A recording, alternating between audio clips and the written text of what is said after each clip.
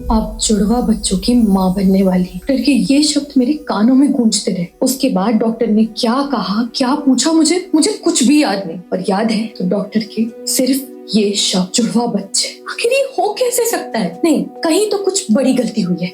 या तो रिपोर्ट बदल गई है, या तो गलत रिपोर्ट आई है। कुछ तो गलत है। मैं प्रेग्नेंट कैसे हो सकती हूँ, जबकि मैं कभी किसी के नजदीक आज तक नहीं गई। ना लाइफ में कभी कोई रिलेशन रहा, ना कोई नजदीकी। मैं ये सब घर पर कैसे बताऊंगी? पापा को तो मैं पहले ही नहीं पसंद। ढेरों उलझने, घबराहट अपने अंदर समेटे में चल पड़ी घर की तरफ, एक नए तूफान का सामना करने। मुझे अब तबीयत की चिंता नहीं थी, बल्कि अब चिंता थी तो ये कि पापा क्या कहेंगे। शहर के सबसे बड़े व्यापारी गौतम गुलेरिया की बड़ी बेटी बिना शादी किए माँ बनने वाली है। हमारे समाज में आज भी बहू बेटियों से ही परिवार के सम्मान को तोला जाता है। मैं पापा के उसी सम्मान को चोट पहुंचाने वाली थी। मैं डर से कांपती हुई घर लौटी। जैसी लौटी तभी पापा का फोन आया। अच्छे से तैयार होकर डोगरा निवास पहुंचो, और याद रहे तुम्हें गौतम गुलेरिया की बेटी की तरह तैयार होना है। गौतम गुलेरिया की बेटी की तरह? पता नहीं कब चलते चलते मैं डोगरा निवास आ पहुंची। मन में पहले ही इतने सवाल थे। समझ नहीं आ रहा था कि पापा ने मुझे यूं सच धज के क्यों बुलाया। इस चमक दमक वाली दुनिया से तो मुझे हमेशा दूर रखते आए हैं, फिर आज क्यों? मन और तन दोनों को संभालते हुए, समेटते हुए डोगरा निवास की सीढ़ियों पर चढ़ना शुरू किया। मैंने लोगों को बात करते सुना, तब पता चला कि ये पार्टी कुणाल डोगरा के पिता ने रखी है। फिर वहां थोड़ी दूर पर एक बेहद शानदार बनारसी सिल्क साड़ी में एक औरत खड़ी हुई। उसे मैंने कहते हुए सुना, डोगरा साहब इस पार्टी के जरिए कुणाल की जीवन साथी ढूंढना चाहते हैं। मतलब इसलिए पापा ने मुझे कहा था कि गौतम गुलेरिया की बेटी की तरह तैयार होकर आना। पर मैं उन्हें कैसे बताऊं कि मैं जीवन के उस मोड़ पर हूँ कि कुणाल तो क्या, शायद मैं किसी की बीवी बनने लायक नहीं बची। मैं हाफती हुई जैसे तैसे सीढ़ियां चढ़कर ऊपर आई तो देखा पापा एक कोने में खड़े हुए थे। मेरी सौतेली बहन कामिनी के साथ कुछ बात कर रहे हैं। उन दोनों ने मुझे अब तक देखा नहीं था। इधर मेरी नजर गई पर बैल्कनी में कुणाल अपने पापा के साथ खड़ा था। शायद मैं इनसे पहले मिल चुकी थी। हाँ, याद आया, कुछ महीने पहले कामिनी का बर्थडे था तो पापा ने घर पर बहुत बड़ी पार्टी रखी, तो उसमें डोगरा परिवार भी आया। पापा ने कहा था कि मेहमानों के मुताबिक वेटर कम लग रहे हैं तो जरा मैं भी काम करती। काम में हाथ बटाया, मैं ट्रे लिए। मैं कभी किसी को पानी तो कभी किसी को चाय तो कभी किसी को कॉफी बांटती फिर रही। कुणाल ने तो मुझे नौकरानी ही समझ लिया।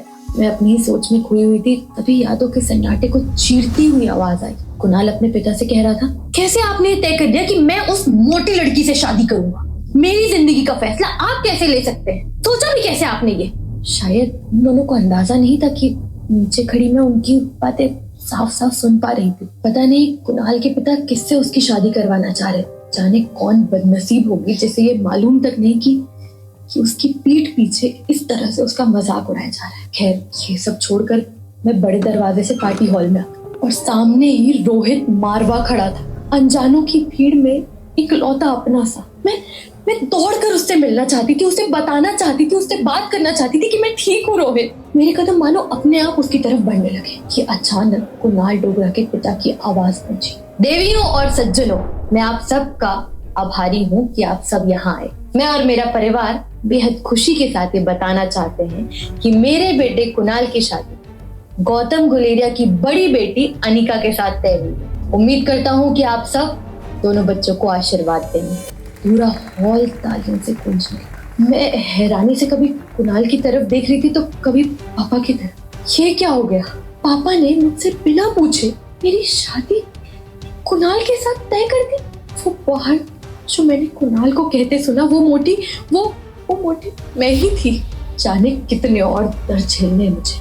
पापा को ये बात कैसे बताऊं कि मैं शादी नहीं कर सकती, किसी भी हालत में नहीं कर सकती।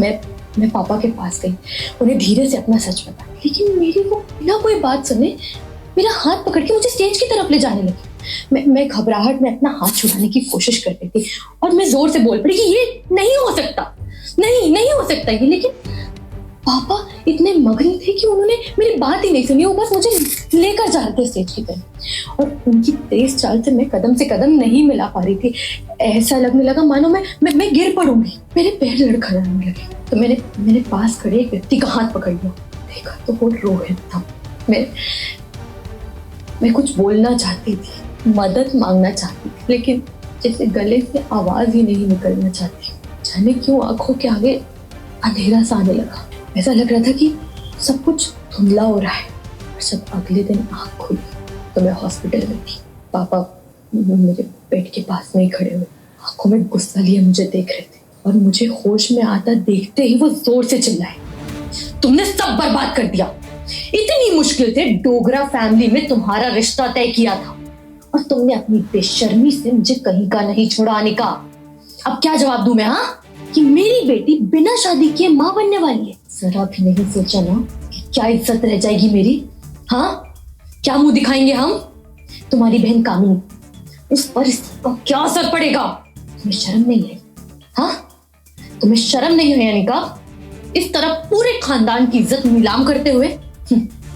आखिर हो तो तुम अपनी माँ की ही बेटी ना, अपनी माँ की ही बेटी।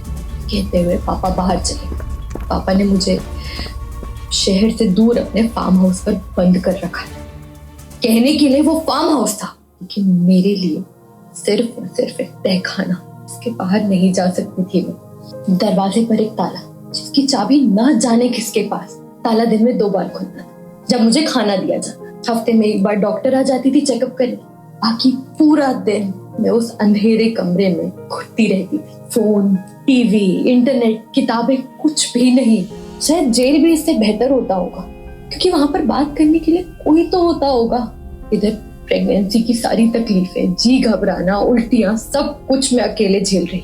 कभी कभी मन करता था कि बस खुली हवा में ना सांस ले पाऊं, मगर किसको कहती? सिर्फ दीवारें थी मेरे साथ देने के लिए वहां।